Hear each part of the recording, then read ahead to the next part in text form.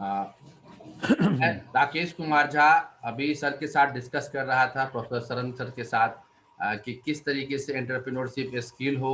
और सर लगातार का जो उनका अनुभव रहा है, आज फिर से दूसरे चरण का फर्स्ट स्टेज में उन्होंने काफ़ी एक्सपीरियंस बताए हैं, और सेकेंड स्टेज में भी सर आप हम लोगों के साथ शेयर करें कि किस तरीके से जो यूथ हैं वो लेस कैपिटल के साथ एक अपना स्टार्टअप शुरू कर सकते हैं। तो हालांकि सरकार जो है बहुत सारे स्कीम्स को चला रही है, बहुत सारी ऐसी चीज़ें हैं, लेकिन मुझे ऐसा लगता है कि जिस तरीके से यूएस इकोनॉमी है, जहाँ तक हम लोग न्यूज़पेपर्स में पढ़ते हैं, जैसे फेसबुक है, ओला है, उबेर है, बहुत ऐसी संस्था है जिसको हम लोग डिसरप्टिव मॉडल ऑफ बिजनेस कह सकते हैं।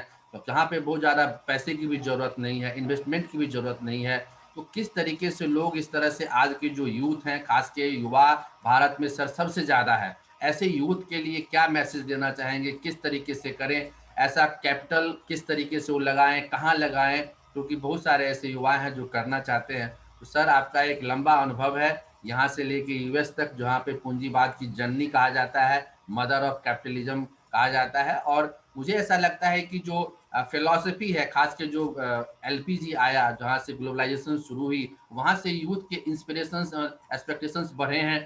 पहले जो स्पिरिचुअल हैप्पीनेस की बात होती थी हमारे पूरे इंडियन कॉन्टेक्स्ट में, और स्पिरिचुअल हैप्पीनेस वो था कि हम यदि भगवान की आराधना करते हैं और हम एक साधारण जीवन जीते हैं। आज के जो एक्सपेक्टेशंस हैं, एक गांव से लेके शहर, शहर से लेके महानगर, और एक मधुबनी या आरा से लेके पटना, पटना से दिल्ली, और दिल्ली से लेके अमेरिका तक आप वहां पहुंच जाते हैं, और अपनी काबिलियत से एक अच्छा एक वहां पे आप रोल प्ले करते हैं, वहां की इकोनॉमी में करते हैं। और ऐसा होना भी चाहिए, क्योंकि महान ऐसे कई बुद्धिजीवी हुए हैं, उन्होंने भी कहा है कि जब तक नेशन स्टेट वेल्थ नहीं होगा, तब तक आप किसी भी तरह से आपका एक एक स्टेक नहीं होगा। तो एक व्यक्ति, एक इंडिविजुअल है, वहां से फैमिली है, सोसाइटी है।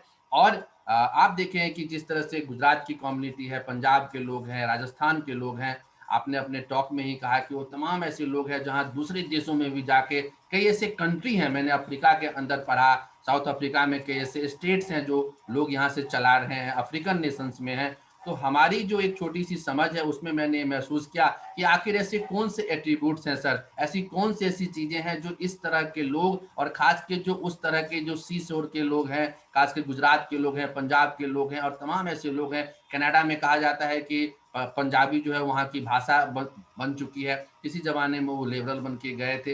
तो इस तरह की जो बातें हैं, मैं बार बार अपने अंदर, मेरे मन में एक प्रश्न उठता है कि क्यों नहीं हम युवाओं को एक स्ट्रक्चर्ड वे में उनको गाइडेंस दे सकें। और आपके जैसे लोग जो इतने लंबे अनुभव हैं, तो मैं दो बातों पे आपसे सीखना चाहता हूं, हमारे व्यूअर्स सीखना चाहेंगे। पहली बात यह है कि ऐसे लोग जिनके पास ह्यूमन कैपिटल्स हैं लेकिन फिजिकल एसेट्स नहीं है, इकोनॉमिक एसेट नहीं है, और ऐसे लोग जिनके पास इकोनॉमिक एस्पेक्ट्स हैं लेकिन उनके पास अच्छा कंसल्टेंसी, अच्छा डायरेक्शन नहीं है। तो दोनों के बारे में आप विस्तार से बताएं, यही हमारी मंशा है सर, प्लीज सर।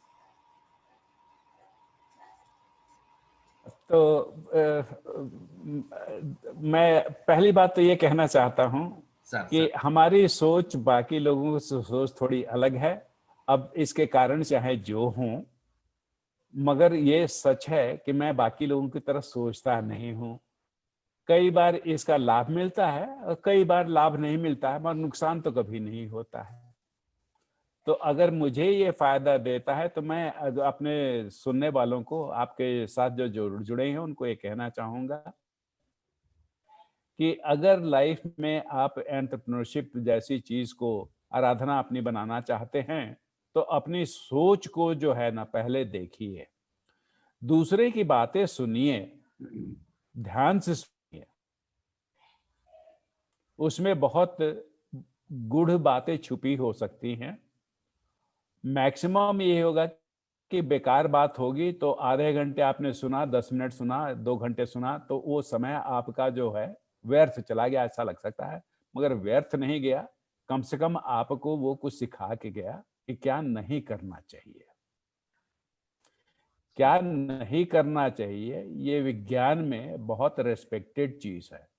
जब मैं कोई रिसर्च वर्क करता हूँ, फॉर एग्जाम्पल कि अगर फैक्ट्री में सुविधाएं मैं बढ़ाऊं, तो क्या वर्कर ज्यादा काम करके उत्पादन करके हमको देंगे?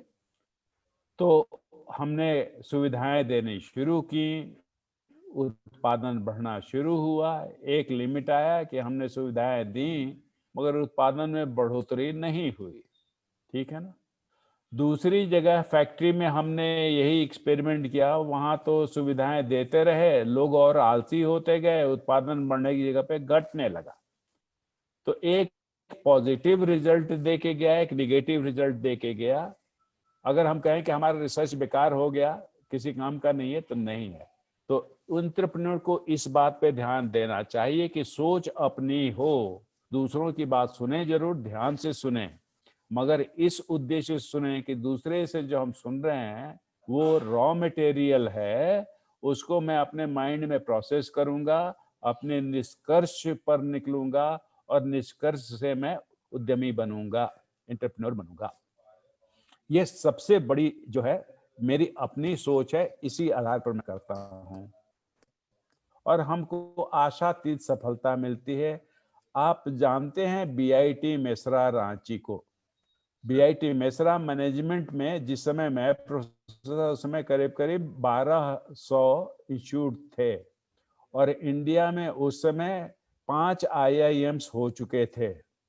तो भाई आईआईएम वाले प्रोफेसर भी तो हमसे कई गुना सक्षम भी थे और साधन संपन्न भी थे, मगर उनको उस कंपनी ने कंसल्टेंट नहीं रखा, और उनके पीछे 330 करोड़ लगाने का रिस्क नहीं लिया। हमारे पीछे वो पैसा लगाने के लिए तैयार हुए। कंडीशन उन्होंने ये रखी कि शरण जी जब कंट्री हेड बनने के लिए तैयार होंगे तभी हम लोग पैसा लगाएंगे, नहीं तो नहीं लगाएंगे। तो मैं ये कह रहा हूं कि हम अपने एक्सपीरियंस जानते हैं कि अलग सोचने में ही लाभ है। पहली बात ये है कि आप अपने ऊपर उतना भरोसा रखें कि आप जो सोच रहे हैं, अलग सोच रहे हैं, उसी में है। किताबें पढ़ें, अखबार सुने, न्यूज सुने, कोर्स अटेंड करें, सब कुछ करें, वो अपनी जगह पर है, मगर हम लोग जो कह रहे हैं वो कुछ सोने की तरह है जो खरा है। मिलावट इसमें तभी हम करते हैं जबकि गहना बनाना होता है, क्योंकि सोने से गहना बनाने की टेक्नोलॉजी कहती है कि उसमें कांसा नहीं मिलाएंगे तो ऑर्नामेंट जो है ड्यूरेबल नहीं बनेगा। अब यहाँ पर आप जरा ओरिजिनली सोचिए कि क्या मैं बेईमान जौहरी हूं जो कांसा मिला रहा हूं सोने में? नहीं, मैं सच्चा हूं, बताता हूं कि इतना मिलाता हूं, सोना इसमें इतना ही है, उसी का दाम ले रहा हूं। तो देखिए, ऊपर से जगत तक आप अपने से नहीं सोचेंगे, आप मार्ग विचलित हो जाएंगे।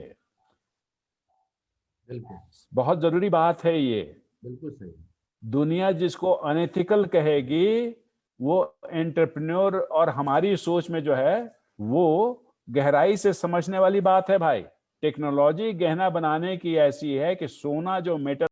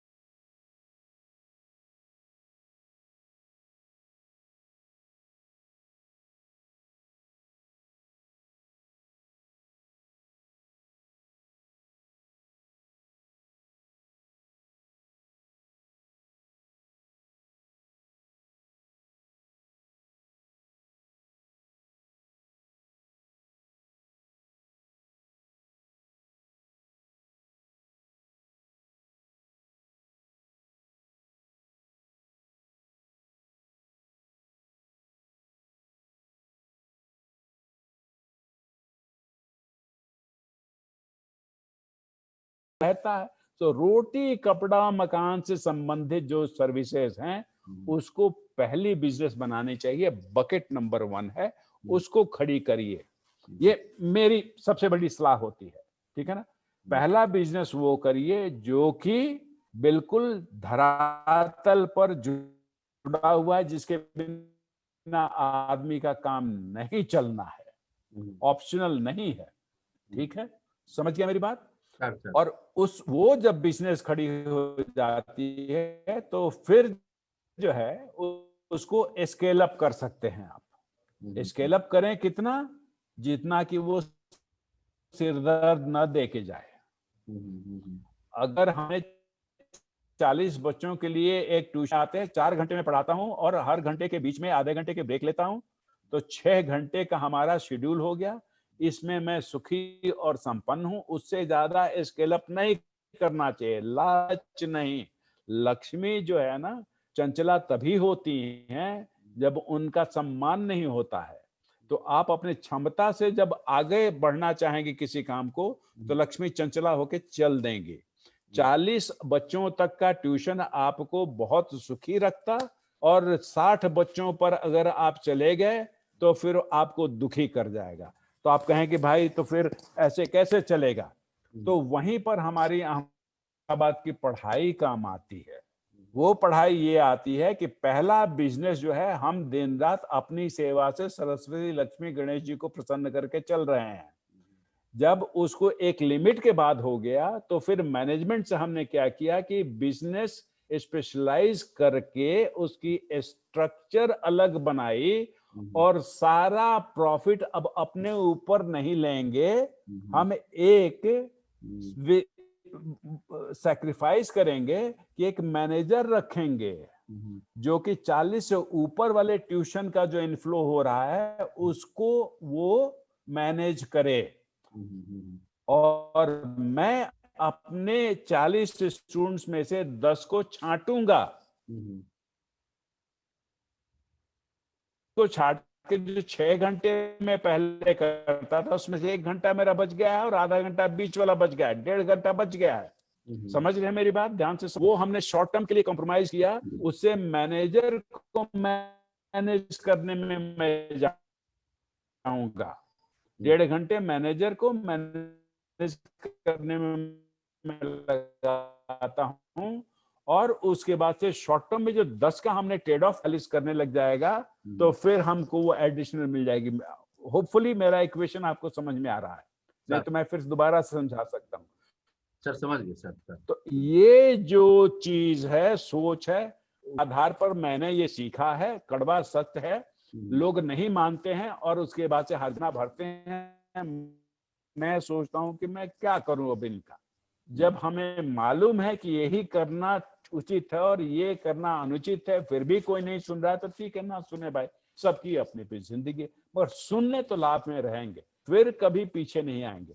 आपको हमारी बात पर भरोसा हो, इसलिए मैं एक आपको एग्जाम्पल सुनाना चाहता हूँ। हम रिसर्च कर रहे थे कि फैमिली ओन्ड बिजनेस जो है, मतलब वो बिजनेस जिसको फैमिली, बिरला जी का परिवार मैनेज कर ले तो बिरला ग्रुप कहलाता है, टाटा जी का परिवार मैनेज कर तो टाटा ग्रुप कहलाता है, ठीक है ना। सिंघानिया जी के यहाँ हम नौकरी करते थे तो सिंघानिया जी का हो गया। हमने फैमिली बिजनेस में अपनी पूरी जिंदगी बिता दी।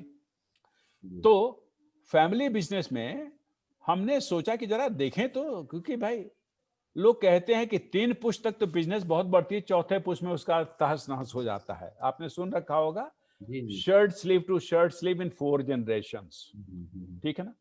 हमने कहा ऐसे एक जनरेशन अगर 20-25 साल की है तो 100 साल में बिजनेस खत्म हो जाएगी, ऐसा कैसे है। कई बिजनेस जो 100 साल से ज्यादा चलती हैं, वो कैसे होती हैं। मैंने रिसर्च किया इस पर, रिसर्च किया तो हमने पाया कि सबसे पुरानी कंपनी जो है वो 6ठी शताब्दी की है साहब, जापान की वो कंपनी है।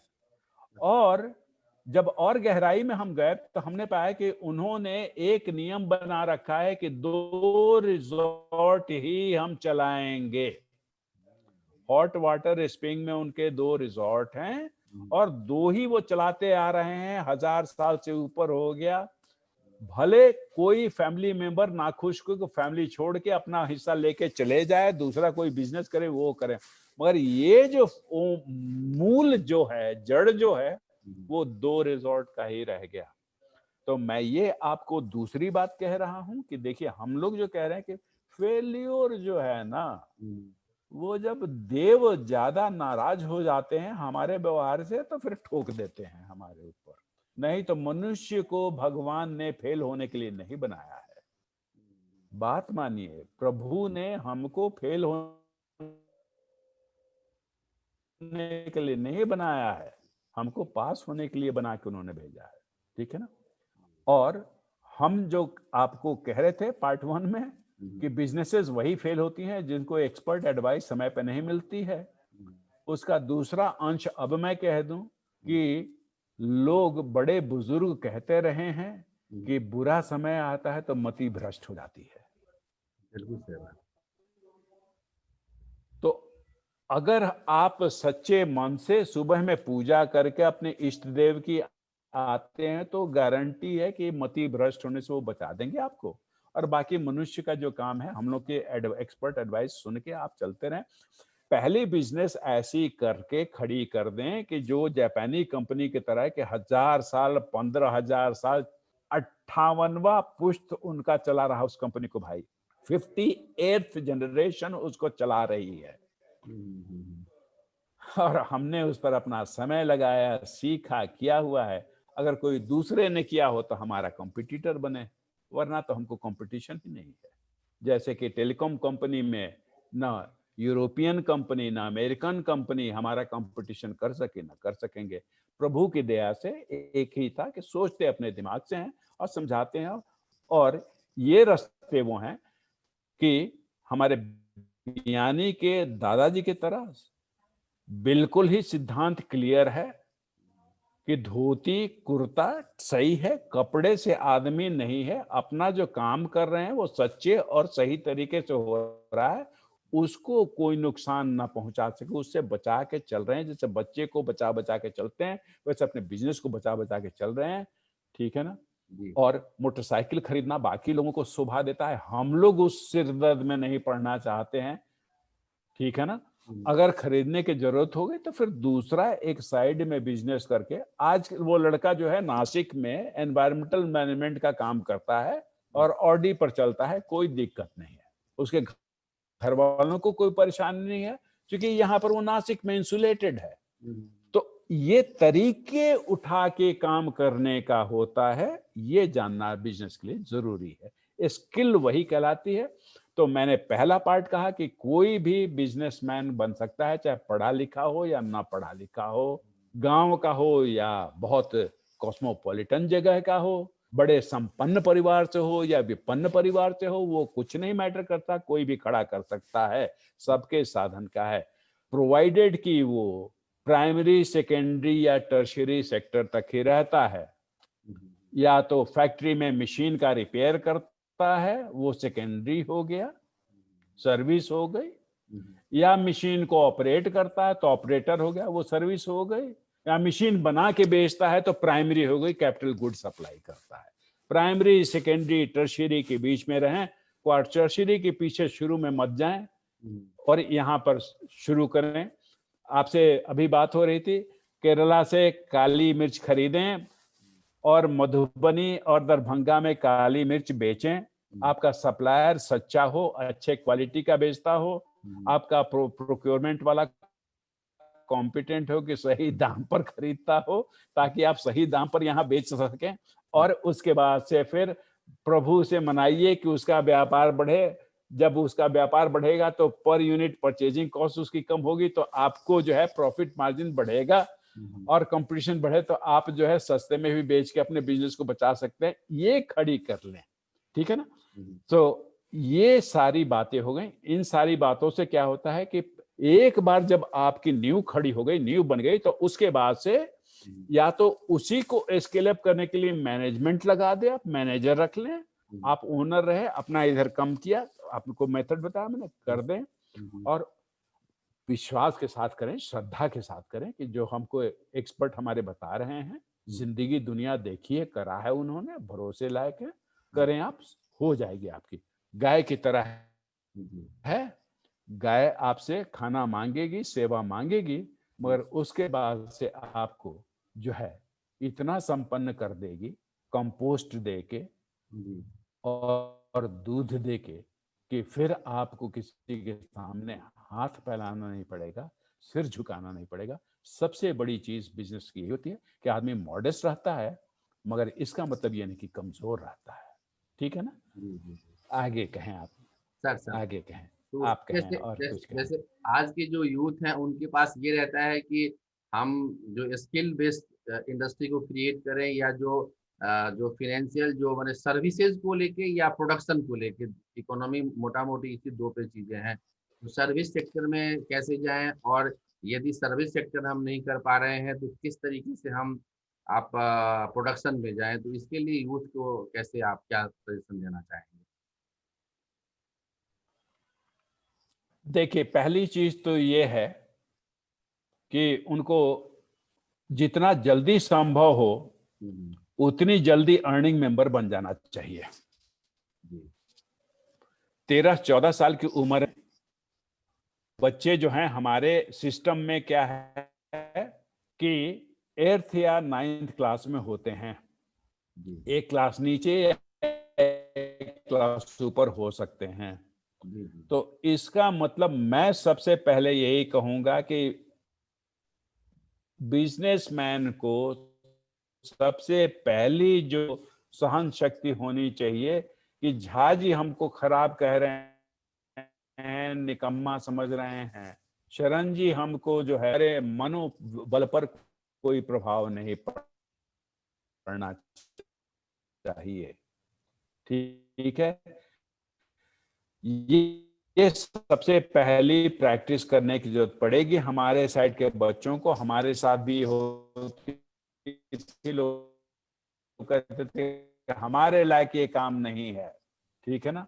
हमारे लायक के लिए है, कहीं जाके पूछ लिए हिंदुस्तान बच्चा अगर चौथी 5वीं क्लास के बच्चों को 2 घंटा पढ़ाता है, 1 घंटा पढ़ाता है, तो घर के लोग कहेंगे कि क्या कर रहे हो तुम, घर में कमी है क्या, हम लोग तुमको कुछ नहीं देते क्या? नहीं, वहां से बिजनेसमैन बनने की अपने से 2 पैसा कमाएं, जिस चीज से कमाएं वो बहुत जरूरी सीख है, वो शुरू कर लेना चाहिए। अगर आप उससे उम्र बढ़ जाए, जब पहली बार आप हमारी बात सुन रहे हैं और आप 28, 30, 32 साल के हो चुके हैं, तो फिर यहां से तो कम से कम शुरू कर दीजिए। कल से आप ट्यूशन पढ़ाना शुरू कर दीजिए।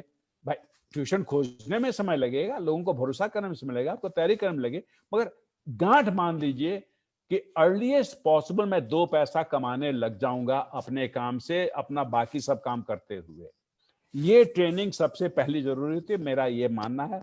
और जो भी हम लोग के साथ जुड़ेंगे जहां जी, जिनको हम लोग मेंटरिंग कोचिंग करेंगे, उनको सबसे पहले ये कहेंगे कि जैसे जो एथलीट होता है तो उसको जो है कोच सबसे पहले कहता है कि 10 बैठक लगाओ और 2 राउंड फील्ड का मार के आओ। उसी तरह से हम लोग ये कहेंगे 2 पैसा कमाने का जो भी तुम्हारी हो, ट्यूशन से शुरू करो कम से कम, और कुछ नहीं तो बाकी भी कोई काम शुरू कर सकते हो। जैसे अमेरिका में क्या है कि जो बच्चे मिडिल स्कूल में पहुंच जाते हैं, उसके माँ बाप उनका पॉकेट मनी हाफ कर देते हैं, बोलते हैं हाफ तुम खुद कमाओ। तो न्यूज़पेपर बांटते थे पहले, ठीक है ना, या कोई और चीज डिस्ट्रीब्यूट करते हैं। एक बच्चा था, वो मैगजीन से फोटो काट के उसको फ्रेम करा के और उसको बेचा करता था। उसने कहा कि हम हमारी आंटी लोग सजाने के लिए खरीदती हैं, तो कौन सा फोटो पसंद करती हैं, कोई लैंडस्केप पसंद करता है, कोई पोर्ट्रेट पसंद करता है, तो वो उसी हिसाब से अपनी बुद्धि लगाई उसने कि किस रेशियो में दोनों करेगा ताकि उसकी इन्वेंट्री जो है चलती रहे और वो वैसा कमाने का। ये प्रैक्टिस बहुत जरूरी है। पहले सबसे पहले ये काम करना शुरू करिए, 3 महीना 6 महीना 8 महीना करिए, कर लीजिए, और उसके बाद से फिर अपना मेन बिजनेस जो है आइडिया अपना चुन के 1-to-1 कंसल्टेशन से हम लोग बता दे सकते हैं और वो चल पड़ेगा। हर कोई बन सकता है, ठीक है ना? केवल इसीलिए लोग नहीं बनते कि हमें जमींदार साहब का लड़का हूं, मैं ट्यूशन पढ़ाऊंगा क्या? अरे अरे भाई, आज जमींदार के बच्चे हम, मगर अपने पैर पे खड़े तो होइए। ठीक बात है ना? बड़े बड़े परिवार के लोग भी इस तरह से सोचें कि बिजनेसमैन बनना बड़ा उत्तम है और आज के जमाने में बहुत अच्छा है।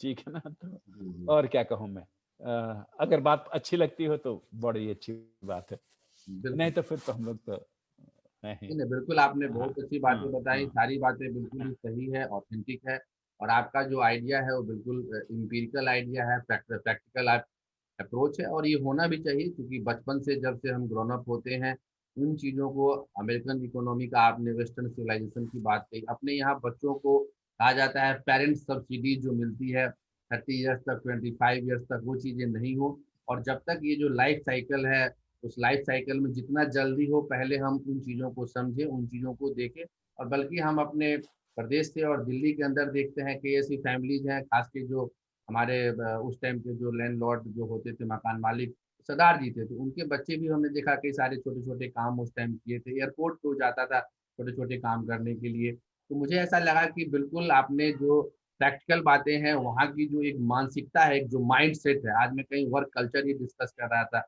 एथिक्स में। आईएएस में एक पेपर होता है एथिक्स, तो उसमें वर्क कल्चर की एक बात आई थी और उसमें इसरो को कोटेशन किया गया था, किस तरीके से इसरो ने सीमित संसाधन होते हुए उस टाइम 1960 में शुरू किया था और आज इतना बड़ा है और बाकी अदर ऑर्गेनाइजेशन जो उस तरीके से प्रोड्यूस नहीं हुआ। हालांकि गवर्नमेंट ने सपोर्ट दिया, तो ये मैटर नहीं करता है कि गवर्नमेंट्स की बॉडी है, सरकार की संस्था है या प्राइवेट है या किसी तरह के ट्रस्ट की संस्था है। मेन है कि वर्क कल्चर क्या है, आपका एटीट्यूड क्या है, आपके इथिक्स क्या है और आपने उस स्ट्रगल से, जैसा आपने बार बार कहा है कि उसको फेल्योर को एक पिलर मानना चाहिए, किस तरीके से है। तो बिल्कुल जो लोग हम लोगों के साथ जुड़ते हैं और आपके जैसे एक्सपर्ट्स जब उनका गाइडेंस करेगा तो निश्चित रूप से उनको वो चीज़ें मिलेंगी।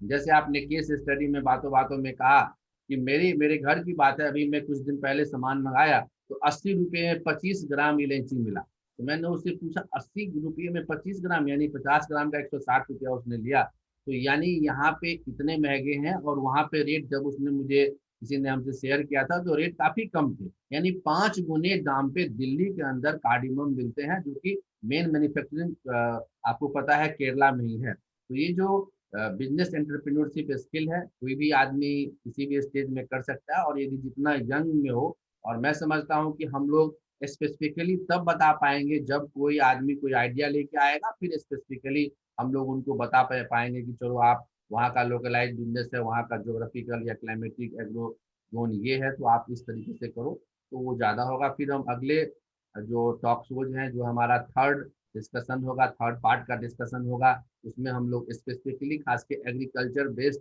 जो चीज़ें हैं, जो आपने पहले भी कहा था, तो हम लोग जब आप समय हम लोग आपस में डिस्कस करेंगे और कुछ मैसेज देना चाहेंगे तो मैसेज दे दीजिए और फिर इस टॉक को हम यहीं फिनिश करते हैं आज के लिए। सर, तो जो है आपका बहुत-बहुत धन्यवाद कि जो बातें मैंने कभी सोची नहीं थी कि कहूँगा, वो कहने का अवसर मिला हमको। ये दिल में रहती थी बातें, सोचा करते थे, कन्विक्शन थी कि प मगर आपने एक प्लेटफ़ॉर्म दिया कि हम अपने कन्विक्शन को शेयर कर पाएँ, उसके लिए मैं बहुत आभारी हूँ आपका। और दूसरी चीज़ें मैं कह रहा हूँ कि हमारे पिताजी डॉक्टर थे, तो समाज में डॉक्टर के यहाँ आप सोच सकते हैं कि पैसे की कमी तो नहीं थी उस तरह की। सर, हम लोग बहुत अमीर नहीं थे, तो लाले भी नहीं थे। सर, मगर फिर भी जब मैं प्री यूनिवर्सिटी में पहुँच गया, तो गर्मी की छुट्टियों में जब मैं फ़ादर के हॉस्पिटल में आरा में कॉलेज में पढ़ता था और पिताजी वहाँ से 12 किलोमीटर दूर गंगा किनारे गजियापुर एक जगह है, वहाँ हॉस्पिटल में डॉक्टर थे पोस्टेड। तो मैं गजियापुर गया, तो जिस स्कूल में हमने 7वाँ 8वाँ क्लास पढ़ा था, हाई स्कूल, वो हॉस्पिटल से सटे हुए था। तो मैंने हेडमास्टर साहब को बोला कि कैसे हैं बच्चे? बोले तुम लोग जैसे नहीं है, 6 साल में बदल गए। हमने कहा क्यों, क्या हुआ? बोले अब ये सब बहुत दूसरे तरह के हो गए हैं। तो हमने कहा ठीक है, एक दिन मैं जाता हूँ क्लास में। तो मैं गया, मैंने पूछा उनको कि केमिस्ट्री में इक्वेशन लिख सकते हो क्या? तो बच्चों ने बोला कि मतलब लिख सकते हैं टाइप। तो हमने एक बैलेंसिंग के लिए इक्वेशन लिख दिया ब्लैक बोर्ड पर और 1-2 बच्चों के सिवा किसी ने उसको करेक्ट नहीं लिखा। तो हमने हेडमास्टर साहब को बोला कि अगर आप बुरा ना माने तो मैं 1 घंटा इन सबको केमिस्ट्री रोज़ पढ़ा दूँगा। 2 महीना के लिए छुट्टी में मैं आया हूँ गर्मी की और अंधा क्या चाहे 2 आँखें, तो उन्होंने कर दिया। लंबी कहानी छोटी करते हुए हमने जो है उनको सिखाया, और उस साल जब मैट्रिक में जो बच्चे बैठे, तो केमिस्ट्री में नंबर सब सब्जेक्ट से ज़्यादा अच्छे आए उनको। तो जब हम लौट के गए अपना इम्तिहान दे के, अपना प्री-यूनिवर्सिटी का इम्तिहान देके जब फादर के पास ब्रेक में गए हम, अगला क्लास शुरू होने से पहले, जी, तो वो बच्चे अपने घर से कोई आम लेके आया, कोई चावल दाल लेके आया, कोई गुड़ लेके आया, कोई कुछ लेके आया, और मेरी माँ इतनी खुश हुई, मेरी माँ इतनी खुश हुई कि बेटे ने कुछ तो अलग किया। बिल्कुल। 17 साल की उम्र में कम से कम कुछ तो कमा के ले आया। तो मेरे ख्याल से यही चिरंतन सत्य है। मेरी मैसेज यही रहेगी आपको कि उतना बड़ा सुख आपको कभी नहीं मिलेगा जब अपनी मेहनत से आप 2 पैसे कमाएँ, अपने अपने इनिशिएटिव पे, ना माँ का, ना बाप का, ना भाई का, ना मामा का, ना चाचा का, अपना-अपना किया हुआ बहुत सुख देता है। करके देखिए, फिर आपको बिज़नेस का नशा चढ़ जाएगा, और फिर बिज़नेस जो है आपको बहुत आगे ले जाएगा। Sir. Thank you. Thank thank you professor Sudhir Saran. हमने सरन सर के साथ बातचीत की, बहुत सारी चीज़ों को सर ने शेयर किया। तो व्यूअर्स, मैं आपसे यही कहना चाहूँगा कि जो सर का एक्सपर्टाइज़ है उनको आप लगातार सुनते रहेंगे, और इस चैनल के माध्यम से मैं भी ये बताना चाहूँगा कि हमारे लिए हमेशा कुछ न कुछ नए हम सोचते हैं। अभी जो हमारा सैटरडे को डिस्कशन होगा, एमएचआरडी मिनिस्टर में डायरेक्टर हैं प्रोफेसर डॉक्टर जेपी सिंह, तो उनके साथ डिस्कशन होगा। तो लगातार हमारा यह चर्चा जारी रहता है और हम अलग-अलग फ़ील्ड्स के एक्सपर्ट्स को लाते हैं। आज हमारा सौभाग्य है कि हम मुझे हमारे साथ डॉक्टर प्रोफ़ेसर सुधीर सरन जैसे शख्सियत हमारे पास आए, अपने बहुत अमूल्य समय को निकाला। उनका लगातार टॉक शोज़ अलग-अलग जगहों पे आता है। ये हमारे लिए भी बहुत गौरव की बात है, और सबसे बड़ी बात है कि ये लोग ऐसे समाज के रत्न हैं, जो अपने तजुर्बे से हमारे मिट्टी के, हमारे वतन के जो लोग हैं, उनको शेयर करते हैं, और बहुत सेल्फलेस होके शेयर करते हैं। तो मैं यही उम्मीद करता हूँ कि ये जो बातचीत है आप लोगों को पसंद आएगा, और आप अपने कमेंट्स बॉक्स में कमेंट भी लिखेंगे, और we will be continue more talks with professor Sudhir Saran sir. Thank you very much sir. With my folded hand, मैं थैंक यू से अच्छा, मैं हमेशा मुझे पिताजी हमें याद आते हैं कि जो प्रणाम वर्ड है, जैसे नमस्कार, नमस्ते, तो प्रणाम एक रिस्पेक्ट, मोर रिस्पेक्ट दिखाता है। तो मैं अपने करबद्ध हाथों से सर को प्रणाम करता हूँ, और मैं भी इनसे आशीर्वाद लेना चाहता हूँ कि आप हमें आशीर्वाद दें, और अपने जो आपके गुण हैं उससे पूरी दुनिया में अलग की रोशनी जले। Once again thank you very much from core of the heart. Thank you very much sir. नमस्कार सर। तो sir, thank you. Thank you.